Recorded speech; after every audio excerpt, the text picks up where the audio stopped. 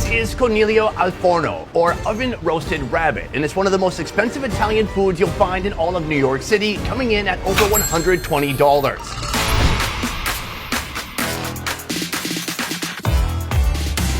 Today, I'm on a mission to find out if spending more money on Italian food actually means getting better Italian food. We're going to be experiencing the most expensive ravioli you're making here in this shop. What is it that makes the ravioli so expensive?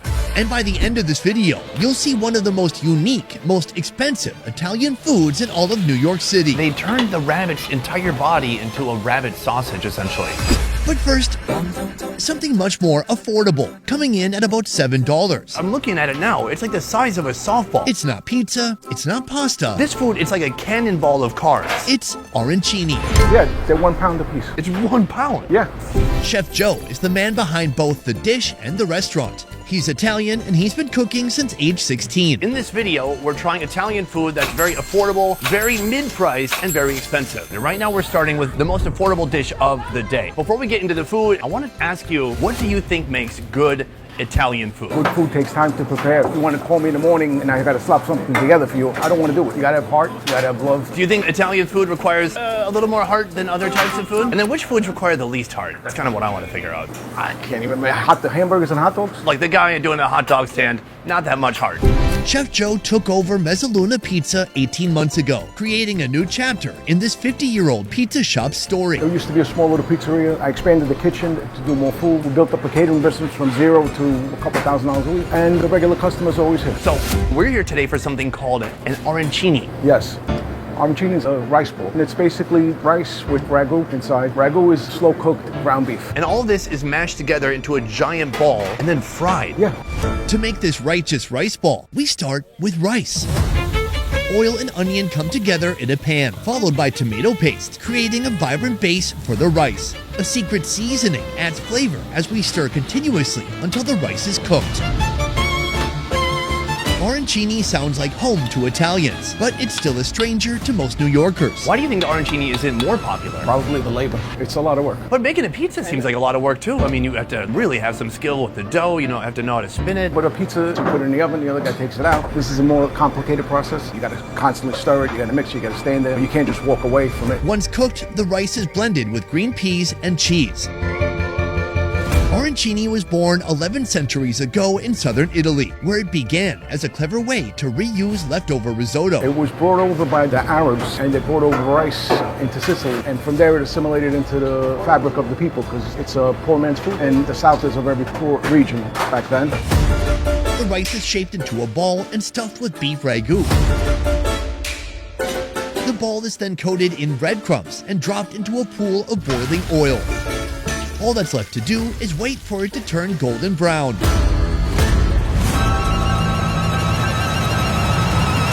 Danielle, put her there. Today I'm with Danielle, founder of Arthur Avenue Food Tours. You are a professional Italian.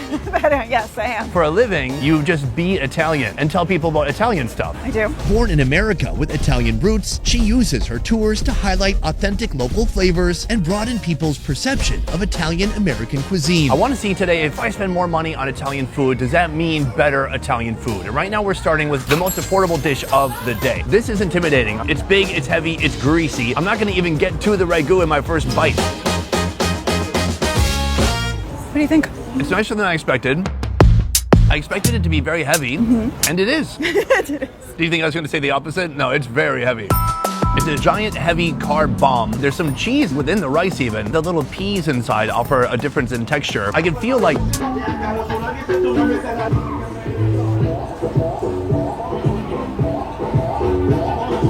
Love, love, love Italian culture. Look, we're in Little Italy. I'm assuming everything that happens, it's Italian people. Going back to the arancini, I think what you really want to get to is that center there with that beef and the cheese. That is probably the most satisfying part. Center is definitely the best part. Right, and it's kind of your reward. It's like, listen, if you can get through all this giant structure of rice, then you get the reward in the middle. I don't think you should think of it as a side dish. This is a commitment. This is the meal. And often people have it for breakfast in Sicily. That makes sense because it's big, it's bold. This will get you through a job where you're doing heavy labor for the next 12 hours. While arancini may be the underdog at Mezzaluna Pizza, go off on the deep end. Our next destination built its entire reputation on one type of Italian food, and they've been perfecting it for 80 years. Yet that legacy is just a slice of the deep history you'll find on Arthur Avenue. This is Little Italy, but it's one of many Little Italies? Yes. I didn't know this was allowed. I thought per city there could be like one Chinatown, one Little Italy, one tiny Mumbai, one micro Tokyo. What's up with all the Little Italies? How does this work, and then how do you distinguish them? The most famous Little Italy is the one on Mulberry Street in Manhattan, and it was not the biggest. The biggest one was actually East Harlem, which we know today is Spanish Harlem. So why are we not at that one? Well, I like to say the real Little Italy is in the Bronx. This neighborhood is this incredible anomaly. There are all of these businesses that have been here for over 100 years, still run by the same families. What you have here are all of these people that have been making these different foods for generations, and they have a distinct knowledge of them. You're going to find really high quality products at a really fantastic price as well, because so many of these mortgages have been paid off since 1935. Bronx's Little Italy is a community shaped by the wave of Italian immigrants who arrived in New York in the 1900s. Most came as unskilled workers, chasing the American dream. Among them were the Borgattis. Lying just a short walk away from our first meal, Borgatti's Ravioli and Egg Noodles is one of the best shops for ravioli in the country. So good that people from Alaska and Hawaii place orders for delivery. Today we've come to your shop because we want to learn more about the ravioli you're making here. But first, I want to know, what is ravioli? Ravioli is a Italian pasta dish which consists of an egg dough with a filling in it stuffed in there like a pocket. A lot of times those are even used in broth or with the sauce. Christopher Borgatti is the third-generation owner of this 80-year-old shop. I'm looking around your shop. I don't see any ravioli in a can. I'm not exactly Italian, but that's the ravioli I grew up on. And a lot of kids who went to camp. Sure.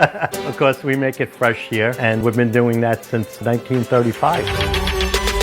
The Borgatti ravioli recipe starts with wheat flour, eggs, and water mixed into a dough. This recipe was passed down by Chris's grandparents. My grandmother was from Bologna and my grandfather was from Madonia. They actually came to the United States in 1907. In 1935, when my grandparents opened the store, they were selling 100 little ravioli for $1. That's a good deal. Oh yeah, back then, yeah. Once the dough reaches the desired smoothness and elasticity, it moves into the ravioli machine, ready to be united with the filling. We started out just making a ricotta-filled ravioli and a meat-filled ravioli, and it's just exploded into different types of fillings. Just recently, I think in our second year of making lobster ravioli. At $38 a box, in this shop, lobster ravioli is the priciest dish on the menu. And that's exactly what I'm after. The filling is a blend of ricotta, lobster meat, eggs, seasonings, and Parmesan. What is it that makes the lobster ravioli so The expensive? cost of lobster varies throughout the season, so we just try to find a base level price. You don't want to overprice your product, but we don't want to cut back on our quality here, so we kind of stick to our guns and just hope for the best. So you don't just write market price next to it? Yeah, right? Doesn't have a changing board either. That would be nice. Once well blended, the lobster filling is fed into the ravioli machine, where the dough is already waiting. While they're making the ravioli, I want to tell you a little bit of a story. When I started this channel, it was me, a camera guy, and basically an unlimited supply of noodles in Asia. Fast forward to now, and we're filming across continents. And banks just aren't built for that. They're slow, expensive, and complicated. That's why I like AirWallets, the all-in-one financial platform for businesses that think beyond borders. With AirWallets, you can open global accounts with local bank details in minutes, hold multiple currencies in one wallet, and convert at rates that don't make us scream into our phones. Paying our crew in Vietnam? Done. Booking a production here in New York City? Easy. Track spending in real time and streamline expenses. Plus, all the boring finance work like reconciling and paperwork gets automated, so we can focus on what we actually love, eating the world's best lobster ravioli. If you're building something, whether you're a creator or a big company, and you're ready to grow beyond your borders, check out AirWallets. You can get started for free with the link below. AirWallets. Grow without borders. Now, let's get back to that ravioli. Each spin presses rows of plump ravioli, each one a pillow of dough cradling the lobster inside. What do you think it is that draws people to ravioli? For me, it's because I like a little surprise inside my noodle. Sorry, I just said noodle, I meant pasta. I've been in Asia too long, I'm so sorry. Ravioli was born in northern Italy more than 500 years ago and has since taken on countless shapes and flavors across the country. Making ravioli together is a cherished family ritual, especially during Christmas. So yes, there's a surprise to it. Unlike flat pasta cut, it's just basically the pasta, where this has a filling, and that's the extra treat to that type of dish. Borgatti's has no dining room because it's not a restaurant. Their products usually leave the store uncooked in boxes. But today, Chris will make an exception, serving me lobster ravioli with garlic sauce on the spot. You know, we're doing different themes in this series, Italian food, Chinese food. So, you know, for the Chinese food, we got a Chinese guy. But what about you? Yeah, I think you got the wrong guy. I am Chinese. This is Andrew, but most people know him as Babish, the guy who became a YouTube legend by recreating dishes from movies and TV shows. Beyond YouTube, he's also the author of 3 cookbooks. I've always been told that I'm half Italian. Turns out that wasn't true, and I got my DNA tested. I'm like 11% Italian, but I've always identified as an Italian. That's important. Right here we have ravioli. It looks gorgeous. I don't believe I've ever had homemade ravioli. I'm excited. I've made ravioli and it's never looked like this.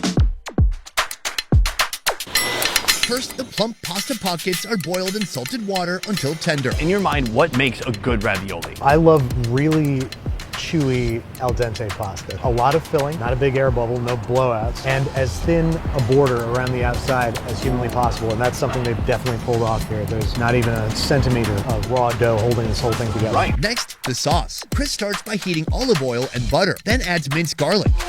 Next comes half a cup of dry white wine, a cup of heavy cream, and a bit of grated cheese. When the cheese melts into a silky sauce, he stirs in a splash of lemon juice and a couple spoonfuls of fresh Italian parsley. Finally, crushed red pepper, salt, and black pepper. I'm gonna cut it just right in half. Immediately, I can see the top of the shell popping up. You can see the fillings inside. Io con te. Oh my God. It makes me feel like celebrating. Upon putting it in my mouth, I'm getting a huge hit of garlic. And then it's just that rich blend inside of there, contrasted with some sharp, sour lemon.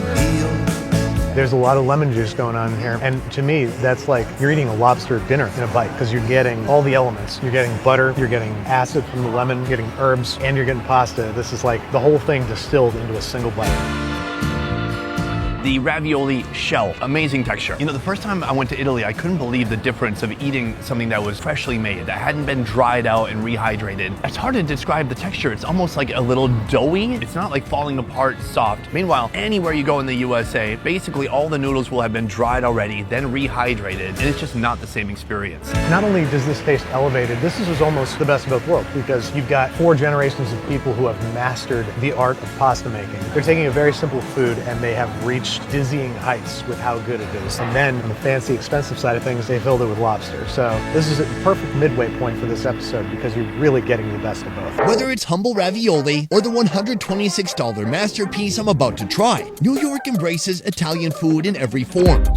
And that's because this city is the biggest Italian hub in America. Italians is the greatest contributor to New York culture that there is. New York City is all about pizza. That accent, that comes off as a New York accent, but here it's like an Italian-American accent. And it's no wonder that it has become a cornerstone of this city because there's a huge Italian populace here and it's stayed here. Italians are a very determined and bullish and protective people of each other, of themselves, of their businesses. They've made this place home and there's no getting them out of their home. Not that we would want to. Next, we're leaving Arthur Avenue's Old World charm and heading to Manhattan. Waiting for us at Santi Restaurant is a $126 Italian marvel prepared by Chef White, a man with 37 years of cooking experience and 6 Michelin stars to his name. You are not Italian. I am from Wisconsin and I'm Norwegian. So what drove you to Italian fine dining?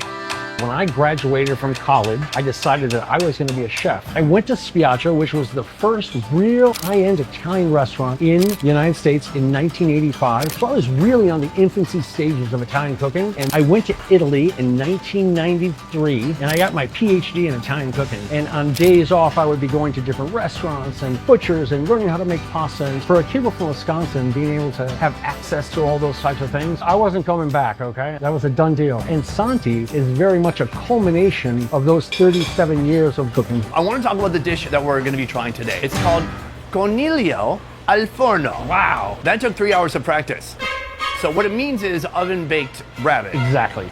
Cornelio Alforno begins with the painstaking task of deboning a rabbit. The rabbit itself, coming from Pennsylvania. These are rabbits that get to run freely. They eat really, really good food, lots of beta carotene, lots of good veggies. I just didn't know Pennsylvania was known for rabbits. So these are premium ingredients. A lot of times the rabbits you get in the store are roasters, so they're 5 pounds and up, so they're gonna be tough. Much more for braising, where this is for roasting and slicing to be very, very So it's a juicy smaller, and tender. it's a younger rabbit. It's a younger rabbit. You know, anytime there's a little bit of like innocence in the meal, usually the price tag goes up. You're paying for the innocence. Yes, the sparkle in the eye, that costs extra. The rabbit's legs are turned into a sausage filling, And this rabbit sausage is seasoned with salt and pepper. with the deboned rabbit itself serving as the sausage casing. So what we're gonna do is we're gonna season with salt and pepper to make sure we get an even seasoning and a little bit of black pepper. So we're gonna lay some Swiss chard down the middle, and this is a barrier actually for the sausage. We're going to wrap the Swiss chard up above the sausage a bit just to protect that. And now we're going to wrap it and bring the bellies together. Rabbits arrived in Italy as early as the 3rd century, and they quickly won a regular place at the dinner table for their lean, nourishing meat. So what we're doing is we're tying this not too snug. We don't want the rabbit to unravel when we're cooking it in the oven. But if you tied it too tight, it would burst, if you will. We're going to trim these, and we're going to go over to the roasting pan, and we're going to sear this on all sides, and then we're going to roast it in the oven. Cornelio Alforno isn't a single recipe. It refers to countless baked rabbit recipes across Italy, each with its own regional twist. So we're going to lightly sear it on all sides because it's going to get roast inside the oven, and therefore we don't want to put too much color on it at the outset. So it's on a low heat, and we're going to start basting this with a little bit of butter. Chef White draws inspiration for this particular recipe from Tuscany. This is his reinterpretation of porchetta, the classic preparation of deboned pork rolled with herbs and slow roasted. Now we wait. While the oven works, the rabbit's liver and kidneys are sautéed with butter and rosemary, then minced and mixed with parsley, olive oil, and vinegar, transforming it all into a dressing. We have the rabbit out of the oven. So we like to trim just the end off, the first little bit of it, clean it up a little bit. It's been resting now for about 15 minutes. You definitely want to let it rest a little bit so all the juices get assimilated back into the center. So now we're going to go straight to the plate. We're going to serve this with some baby pea shoots and the vinaigrette that we have made using the livers. So this is a rabbit for two at Santi. Only in New York can you find Broadway. When you look at this dish, does it make you feel feelings? It looks and it smells delicious. You can see the crispy skin on the outside. You can tell that it was beautifully made. Something like this is not that easy to actually implement, so I'm excited. Before we try this, is this ravioli? These are called cappellacci. Cappellacci means like an old hat, like a big floppy hat. So the idea is it looks like an old floppy peasant's hat, but it's stuffed with a rich rabbit ragout. Ooh, rabbit ragout. This is my second ragout of the day. Should we give it a shot? I can't wait. Oh my God. That is delicious. First of all, just the texture of the pasta, outstanding. This was handmade, never dried. Absolutely, yeah. This is fresh pasta. Then when you get to the inside, it's kind of this rabbity puree almost. I don't know, you can feel some meat fibers, but it's very pasty. It's the Parmigiano Reggiano that's mixed in there. Chef White trained in Emilia Romagna, and certainly the filling tastes like something that a true Emilian grandmother would make, but also it's like a really upscale version of it. So this is our first video in this series in New York City, and we're exploring all these different cultural foods. One thing I've learned is when food comes here to New York City, even if it comes from a different country, sometimes it can change, transform, and become something new and something uniquely different from the place it came from. Do you think Italian food in New York City has its own identity? I would say the New York Italian is going to be more derivative of Southern Italian food. I think when you come to New York, of course, having a slice of pizza is a quintessentially New York experience. Huge influx of Neapolitan immigrants is why we've got amazing pizza. Even like the New York accent, the forget about it, it kind of comes from a Neapolitan, a Southern Italian accent. So a lot of the immigration came from the South, and so that's what dictated the types of food that are popular here now. Absolutely. So that is the chapati. Cappellacci. So that is the cappellacci. And then we edit it and people think I'm smart. There you go. Wow, he picked up on that word real fast. He didn't say chapati at all. From here we move on to the rabbit. So this, I guess, is the ground up portion here, which makes up most of the volume. And then the meat, like the rabbit's torso or body, is wrapped around it. I have a bite that has all components, skin, saddle, and stuffing. 100%. It's delicious. Yeah. The texture, it's interesting because I would think one of the biggest challenges in cooking a rabbit would be whether it's dry or not, because they have a pretty low fat content. But this is pretty succulent. Oftentimes when people are working with leaner meats, they'll put in a little bit of pork in there to get it juicy and like get those animal fats going. But here it's just 100% rabbit, so I'm very impressed with the texture of it and how not dry it is. It's really good. What's interesting about this dish, from my research, is that it said it's kind of a countryside traditional food. Meanwhile, we're eating it at an upscale restaurant. So is this the authentic preparation of this dish, or would this be more of a premium, high-end, fine dining take on this dish? Well, both. Most Italian food is peasant food, and rabbit is going to be really cheap, abundant meat. Every region of Italy, especially in the countrysides or in mountainous regions, you have some sort of a rabbit dish. This is the saddle of the rabbit, which is considered the most tender part, so this is a more elegant preparation, but like still not out of the realm of something that grandma might make for a Sunday dinner. There's also two very distinct components that work together. The kind of ground meat on the inside, heavily seasoned, very herbaceous. That is like this flavor nucleus inside. Then on the outside, the saddle has a lot more fat. It has a little bit of a snap to it, like the outside of a sausage. I'm very impressed. Yeah, it's delicious. Part of my mission for this video is seeing if spending more money on Italian food equals better Italian food. And we started with a $7 1-pound ball of fried rice. Then me and Andrew went to a ravioli location, and now you're back. And we have this right here in front of us. What do you think? I think that's a complex question. Not always, but certainly when you come to a restaurant with a chef like this, you know it's going to be amazing even if it's really expensive. In this New York food series, we're also taking on cheap versus expensive Chinese food, soul food, Puerto Rican food, and Jewish food too. What I've learned is that more money doesn't always mean better flavor. Today we're going to be seeing if putting more money into Chinese food gets you better Chinese food. I think that's not the case. But when it comes to the Italian food I tried today, each cent went into better ingredients, more masterful technique, and a more delicious final product. In this video, I tried 3 different levels of Italian food. Very affordable, very mid-price, and very expensive. But I could only choose one that gave me the most bang for my buck, and that one is Location 2, the ravioli. For me, that ravioli just hit different. It tastes like it was made by my Italian grandmother. And I don't even have an Italian grandmother, or any grandmother. They all died. But that is just my opinion. Let me know what you guys think downstairs in the comments down below. Which of the foods from this video do you wish you could try? That is it for this one. Thank you so much for watching. I will see you next time. Peace. Bye.